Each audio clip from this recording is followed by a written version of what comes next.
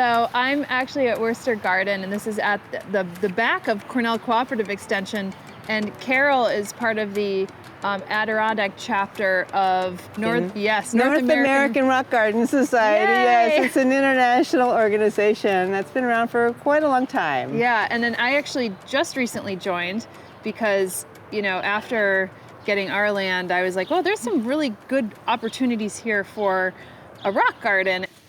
And if you can imagine, this whole area down here was devoid of grass. It was essentially bald, a bald landscape filled with gravel.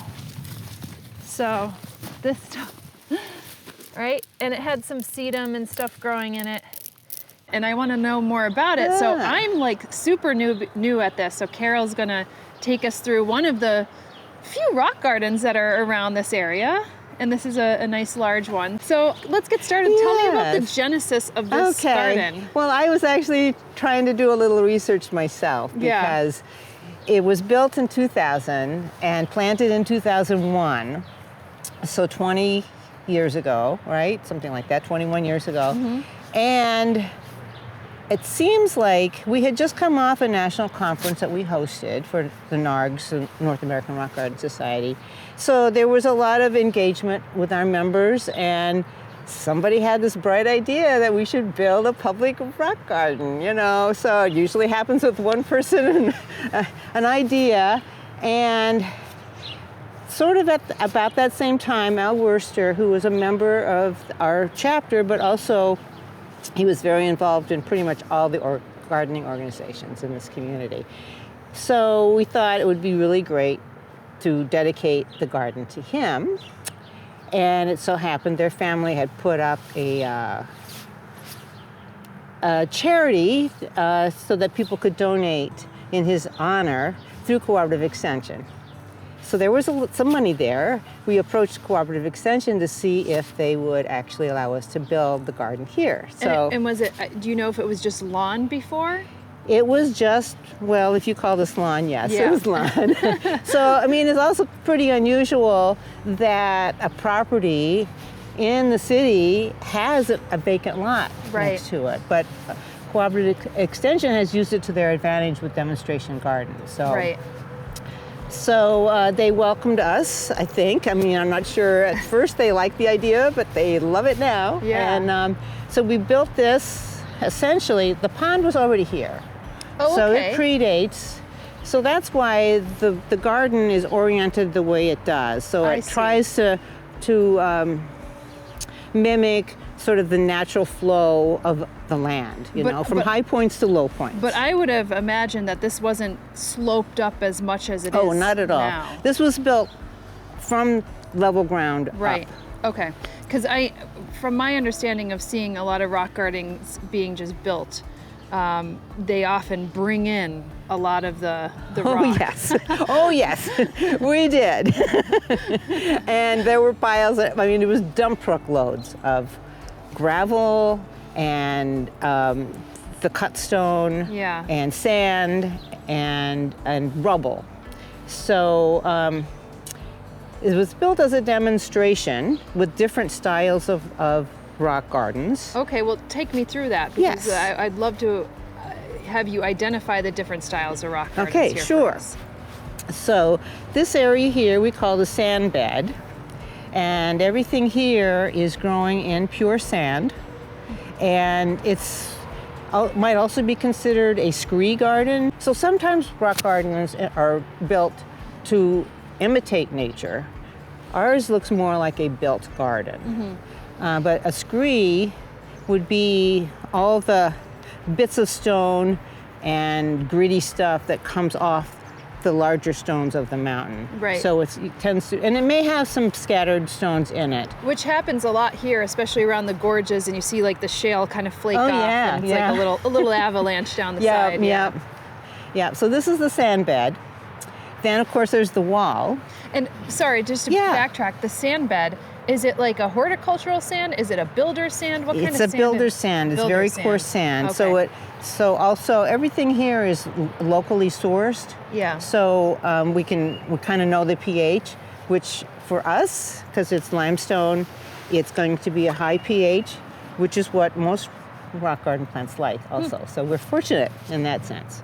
High pH meaning it's a little bit more on the alkaline side, and the limestone and everything kind of affords that opportunity to have a little bit more alkaline. Right. In nature, mountains that are naturally acidic in nature, but around here actually a lot of the west, it's the on the neutral side or the alkaline side. So before I cut you off, you said there's the sand and then there's the stone. So continue forward. Okay, with that. so we kind of, I should say, I'm saying we, but I was very peripherally involved at that point. But I'll take credit, you know. I mean, since then, I've been one of the primary caretakers of the garden. You get to say that then. Okay. So we had the foresight to hire a stonemason, because this is a pretty high wall. It's pretty tricky, and there's some pretty heavy stones here, too. And when you build it, you want to build it to last. You don't want it to collapse, right? Right. And it looks like they're kind of like sloped up and in, and I guess like you could see the rocks jutting out, but how deeply are they embedded? You know, some seem very superficial, but others seem to be, pushed in there I don't think they're that deeply embedded, but you do want to secure them. Right. And the reason you slope it back is because the natural force is to push everything this way, and you'll see that with some stone walls that they start to collapse. So far, this is really held. And you can also see that we've created planting spaces, teeny tiny little planting spaces, but there are plants that absolutely love to travel.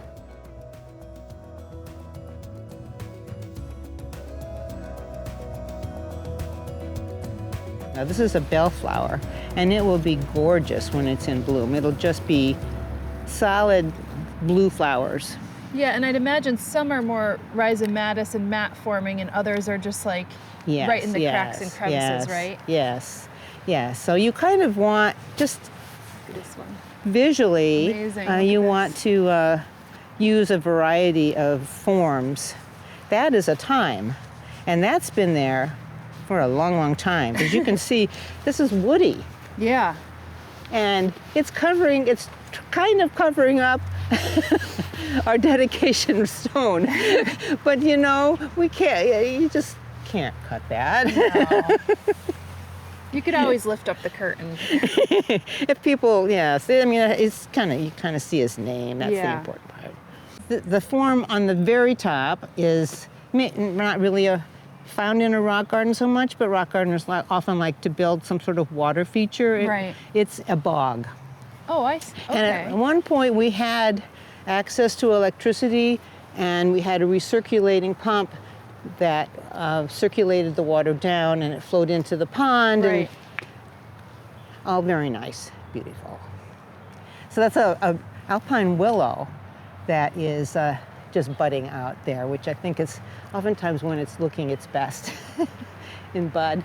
And then actually Saunders probably demonstrating the ability to be able to walk on the rocks. Yes. And so you might have to design the garden in a way in order to be able to get to some of the plants, I'd imagine. Yes, it's kind of an exercise in balance, which is not so good, these days as I age. But it's probably it's good practice. Yes. Yeah. In fact, we have a sign that I took down that said, "Please don't walk on the rock garden." Yeah. But you're fine. You're fine right there. That's a shortcut that we all take.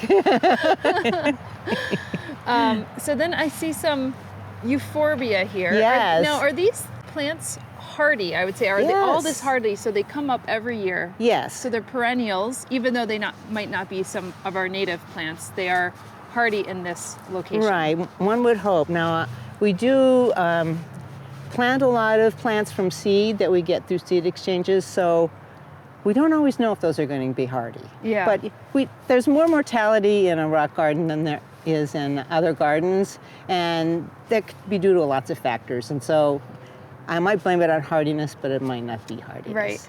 And then I'm just like, you said the willow. Is that the one that's actually creeping right now? Yes. Oh my God, so there's actually so exquisite. There are a lot of alpine willows. Yeah.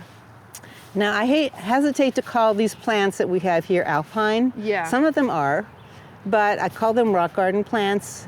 And because alpine would mean like above the timberline, right? And I know it's often used interchangeably, but right, and so many of those alpines are near impossible to cultivate, right? Because they require such special conditions that, well, in Colorado it's above 12,000 feet, you know, and so they get a lot of UV rays, they get a lot of wind, they get a fair amount of snow, but then they don't get a lot of precipitation. And it's not our weather at all. Yeah. We grow plants that usually are to scale in the garden. This is a bigger rock garden than most, so we can get away with growing some taller plants, but plants that look good with stone. And I really think that the rock is almost as important as the plants in the Meaning garden. the type of the rock and the color of the rock and the shape and stuff, or? Well, it's a structural feature. Right. And you want to be able to see the stone as well as the plants. And even these stones that are vertically jutting up from the more planar stones, it draws your eyes there. Right. And then you could, you planted these little sempervivums. Yes, which I love. Yeah. I love. I could put many more of those in. I'm sure they wouldn't mind it. And if not, if given time, they'll probably proliferate it themselves. Well, this is one that's been here a long time, and see how it's creeping down. I might have actually just purchased this cultivar. It was something called like Twilight Nights or something. I got it at Baker's Acres, and it was really beautiful. The deep red. There's hundreds of cultivars, so I try to keep track of cultivars that we have, and it's impossible. This is the season for phlox. Yeah. These really low-growing phlox. With tiny, tiny little phlox flowers. Yes, and this is just coming into bloom because it will just, sometimes there's so many flowers you can't see the foliage. It's amazing. So, I think what draws a lot of people to rock gardening is that the flowers are amazing, and compared to the size of the plant, they're just completely out of proportion. So it's outsized. Yeah. And are they reliable? You find with the rock garden, they're reliable bloomers. We're here. Yes, they are. I've seen like daffodils and tulips, but like coming back here, it's like you said, when we were trying to plan on a time to come here, you're like, late May might be too late, So. This year, because we did have a nice warm, believe it or not, April, early April, and then it turned cool again. But you can see even the trees came out, the leaves are starting to come out, which usually does not happen this early. Yeah. Yeah. Well, can we, how do we navigate? I'm going to let you navigate through, or maybe around. Yeah, I know. We get and do these little diversions, but that's fine. So this was actually an iris that very early blooming, a bulb iris. Oh, wow. Iris reticulata. And the flowers come up before the foliage, and then the flowers are only about, 5 or 6 inches high, and then the foliage comes up, and, it's sort of like, Well, it's a much grassier type of foliage. Yeah. And then what is this? So there's 2 plants here, but this one here that has kind of the reddish on the underside, that's actually a native Penstemon. Oh. It's a Penstemon hirsutus. It is a dwarf form that occurs in nature. Okay. And it's also around quite a bit, so we do have a lot of it in the garden. That's interesting. It's one of the more exuberant plants. We have to thin out some of those exuberant plants. This one not so much because it's small. And then you probably choose for the more dwarf varieties, like you said, so it's kind of for the scale of it. So like the phlox. People grow garden phlox, and it goes about 3 or 4 feet high, and it blooms late. Yeah. In the sort of midsummer. If the deer haven't eaten it. But this is definitely a very low growing phlox. And early blooming. And very early blooming. So the spring is really the best season for rock garden plants. And the challenge is to grow plants that will bloom throughout the rest of the growing season. So. And then if we circle over here, I see something really beautiful in bloom. Oh, yes. So this is the kind of the pride of the whole garden. This is a Daphne. And It would be the envy of many a rock gardener, believe me. This is the variety Lawrence Crocker. And if you smell it, it's amazingly fragrant. Okay, I'm gonna just lean over. dizzyingly fragrant. Ooh, it's a little lilac-y. Yeah. I smell a little lilac in there. So it can be a finicky plant. I think that's probably been there since we put in the initially planted this garden. But one summer, it was really, really wet. It just rained and rained and rained. And this plant, this shrub, it's actually woody, looked so sad. And there was all this dieback. I mean, it was just no leaves, it was just brown limbs. And we said, well, we'll just wait and see. So in the spring, I cut out a lot of that dead stuff, and it regrew. So it is in recovery.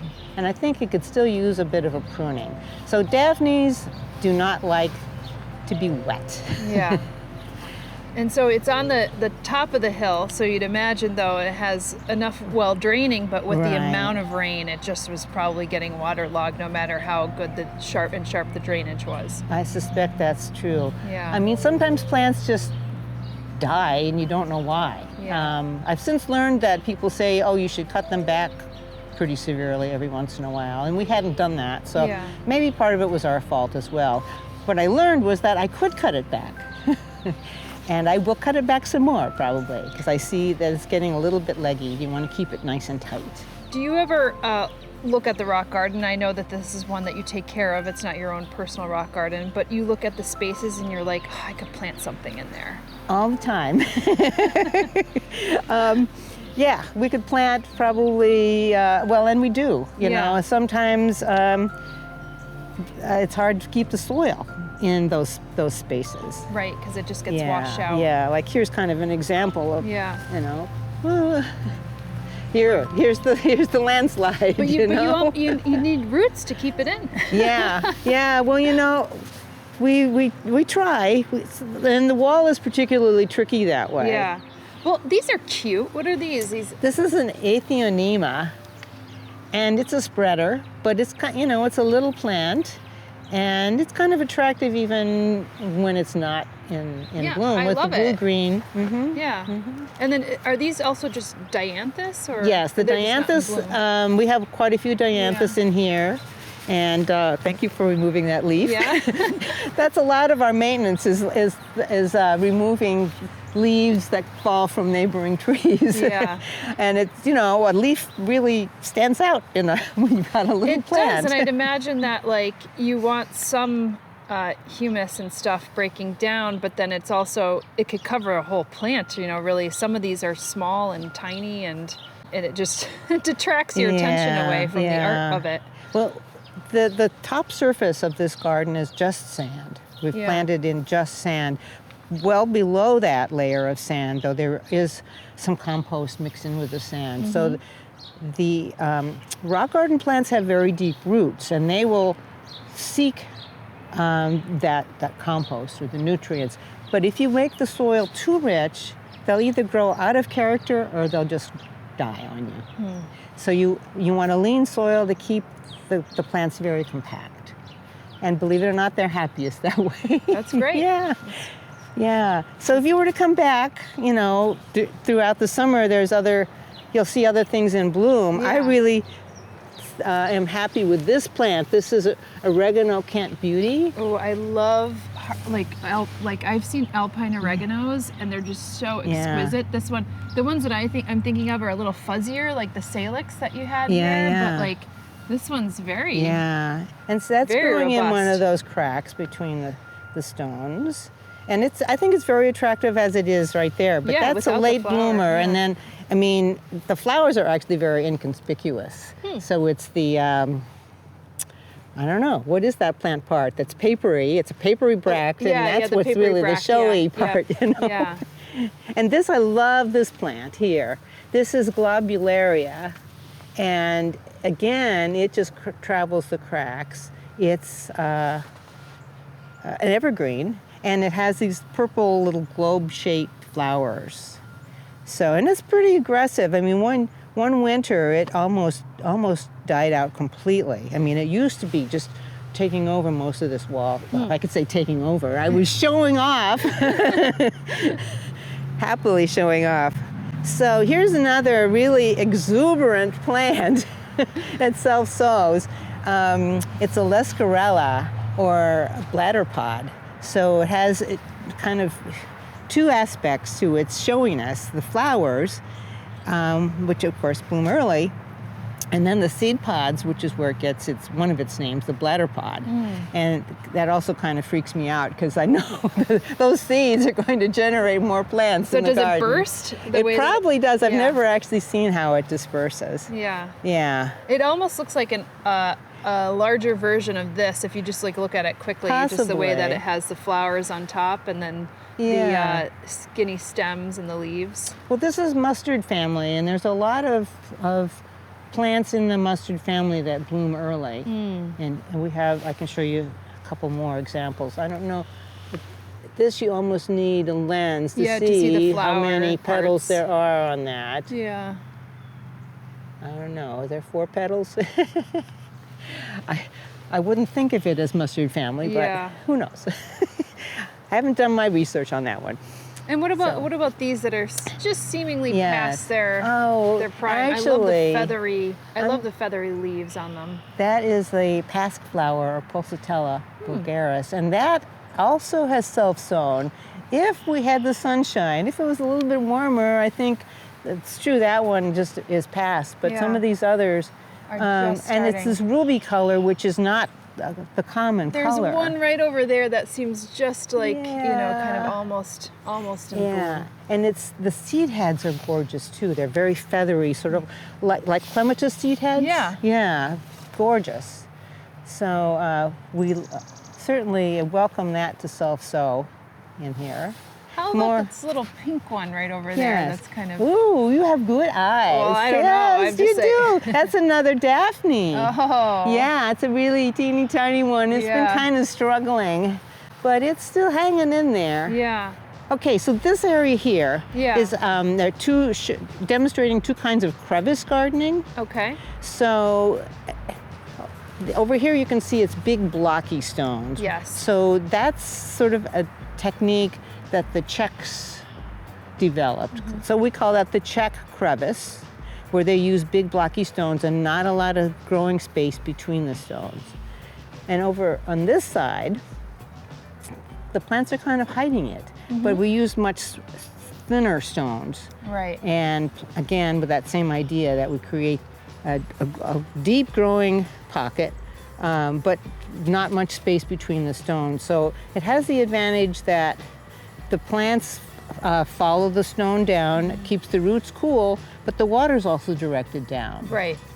I actually, that's much more forgiving. I just did a little container, and it's much easier to do like a thinner crevice gardening in a container, It looks very beautiful too. Well, this is what the crevice garden seems to be what's really, really popular right now. And I personally think that for our climate, that's a really ideal kind of garden. Yeah, and also a lot of our native stones like really flake off in very thin style things that you could use. I mean, I just picked up some of the local stone that I had in my backyard, and it just like sliced off in little crevices. So it's like it's made for that. Yeah. Yep. So I could point out some other things that are in bloom. Absolutely. This is Iberis sempervirens. And you can see it's blooming in several places here. It self-sows like crazy too. I love it. It looks like snow. It does. It's really pretty showy, but I find that sometimes white is too much of a good thing in a garden. And how do you think about the color of a garden like with something like this? Do you, or do you just kind of think about the structure and the form and when it will bloom? And I mean, there's a lot to take into account, or you could just kind of wing it, I guess. I think we might do more of the latter, yes. But I mean, we look where there's spaces to plant things sometimes. But I think in a rock garden, a lot of it is really looking at individual plants more than kind of looking at the garden as a whole. So I'm less concerned about the design of the placement of the plants, I think.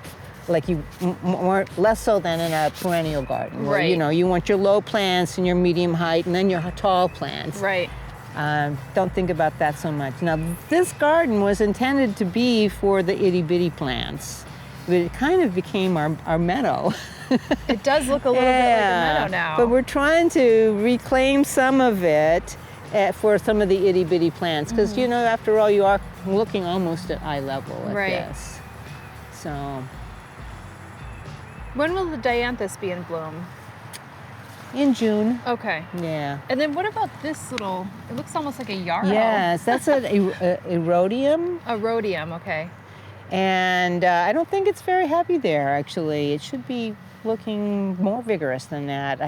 You learn a lot by making mistakes, and I think it might want something a little wetter than that or richer than that, because I have one, it's doing fabulous.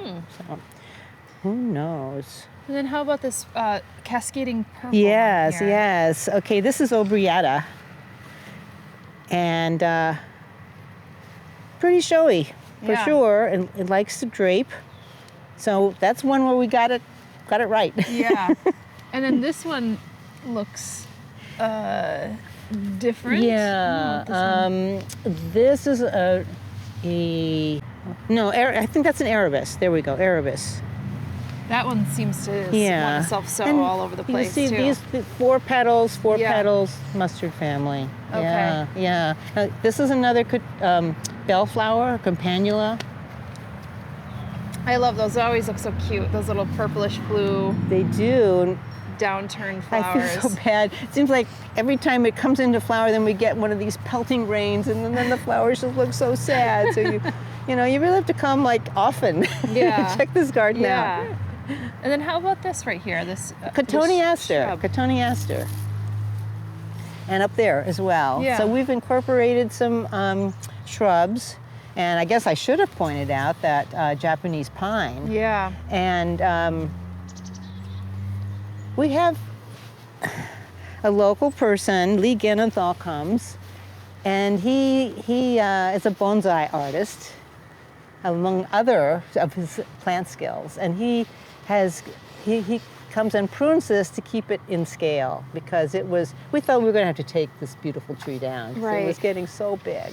So does he only prune it on the top, He whacks at it. He just goes at it every which way. But he still is able to maintain kind of the integrity of the tree. Yeah. It's amazing. Without overtaking the entire garden and shading it all out. Yeah. I mean, when we think about rock gardens too, I mean, you said your Penstemon is a native plant.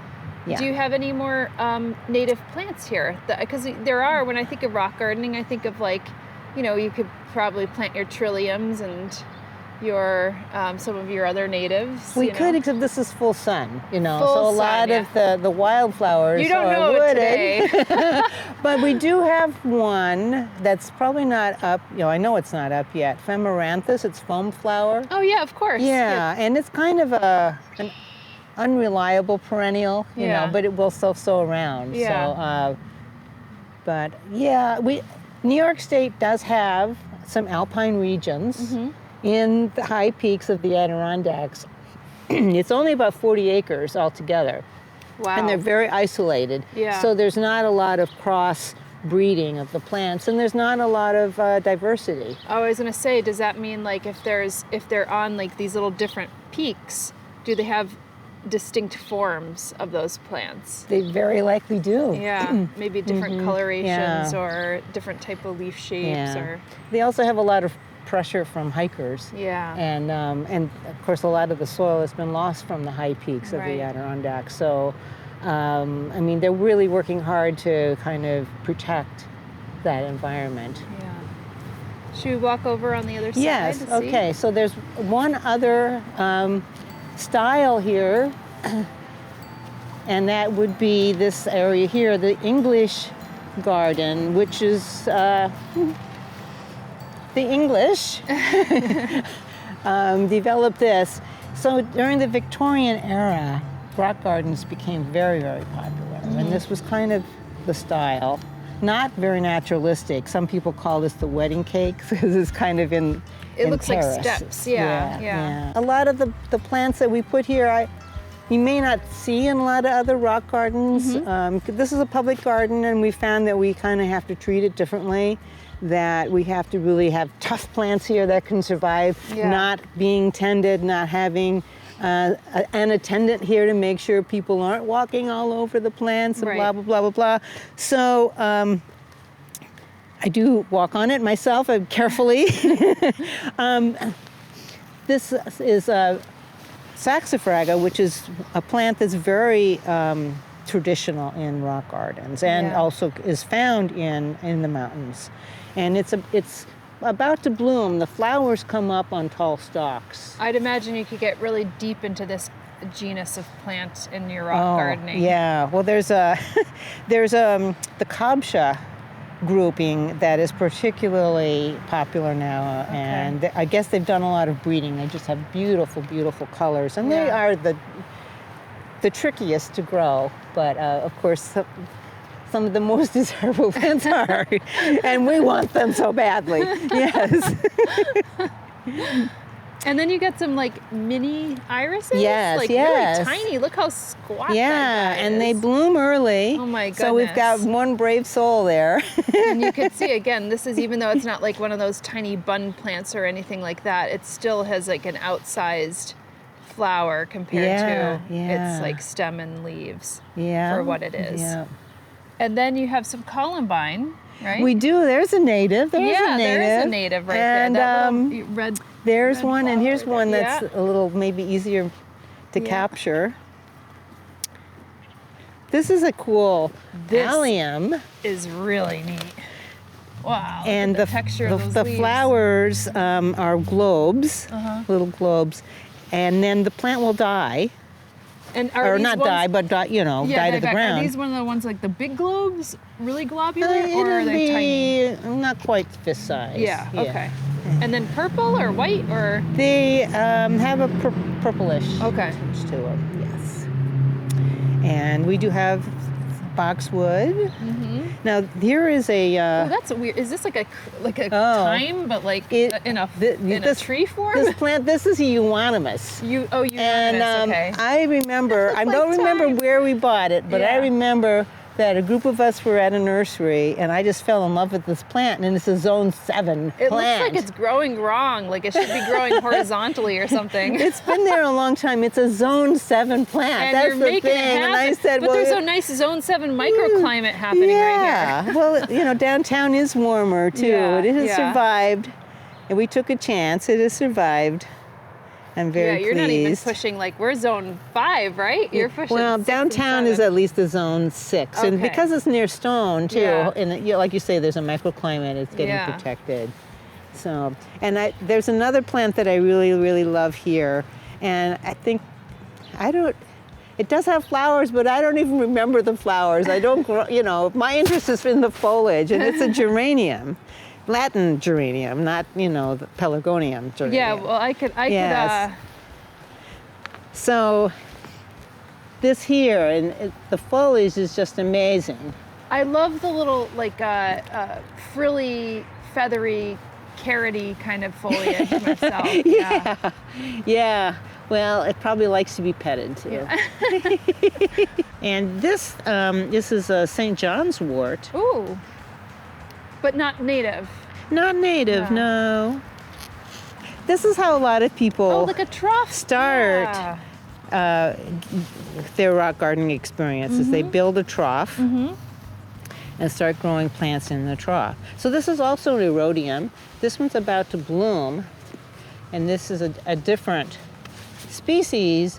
It has yellow flowers, and once it starts blooming, it will bloom pretty much through the whole summer. Nice. For some reason, this one's happy. That one over there was not. Yeah. And this, I was hoping this would be in bloom today. This is a tiny little columbine with blue flowers. Oh, beautiful. And it will be covered. It almost looks like it creeps a bit. Well, it will. Yeah, it grows out from the center. It doesn't really creep. So, and this was in bloom a a couple weeks ago, it was in full blow. Yeah. And then was this trough made here, or like made, or was it brought in? Oh my gosh, I made it.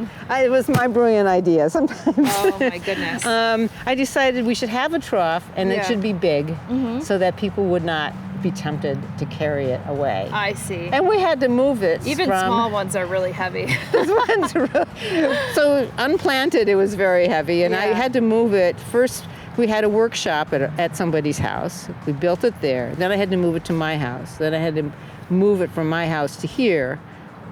This is where you usually want to plant it. You want to make it and plant it in place. It would have been a better idea probably, or never again this big, because it was so big that it really needed support. And so thank goodness my husband and another one of our chapter members were able to kind of rescue it by putting sides on it as it was slowly slumping down.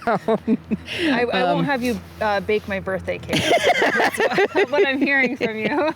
Well, it's there to stay now, I think. Yeah. Oh, well, this is great. I mean, this is such a wonderful introduction to rock gardening because, as you're saying, this is a demonstration garden. There's so many different types of rock gardening that you could do, from troughs to the crevice gardening, for instance. Right. And for me, who's thinking of eventually getting into rock gardening or like alpine gardening, it gives me a lot of food for thought about what we might be able to even do on our land as well. So. Well, very few home gardeners will start with a rock garden at the scale. Yeah. And I mean, I just built my first rock garden. My husband and I built our first rock. He built it. He built the stonework. You nagged enough that he built the stonework. Yeah, which is beautiful. I mean, everybody that visits my garden say, "Oh, the stonework is so gorgeous." They don't say, "Oh, the garden is so beautiful."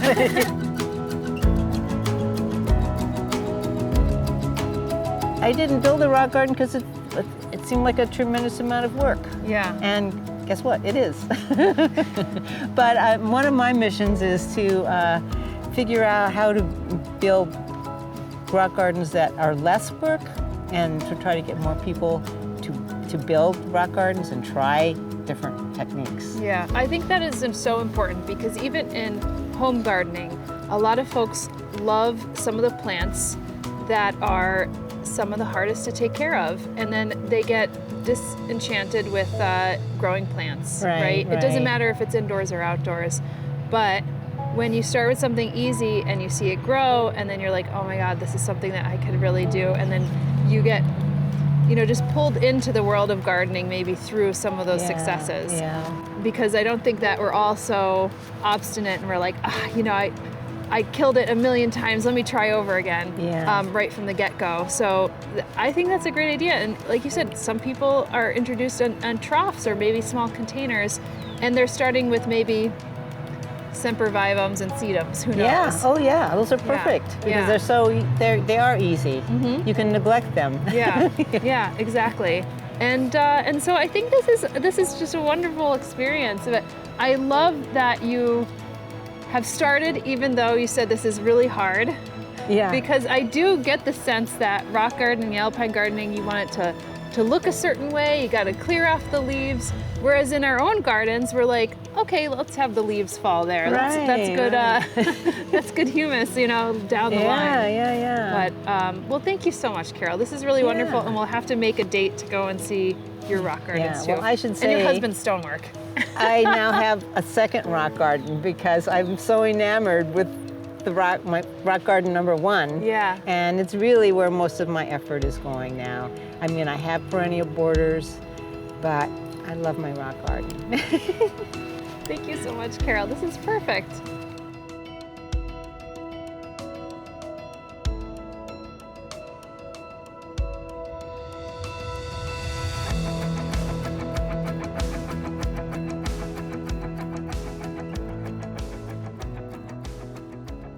If you haven't heard yet, we'll be donating and investing 10% of our YouTube AdSense revenue from this channel back into the Finger Lakes community.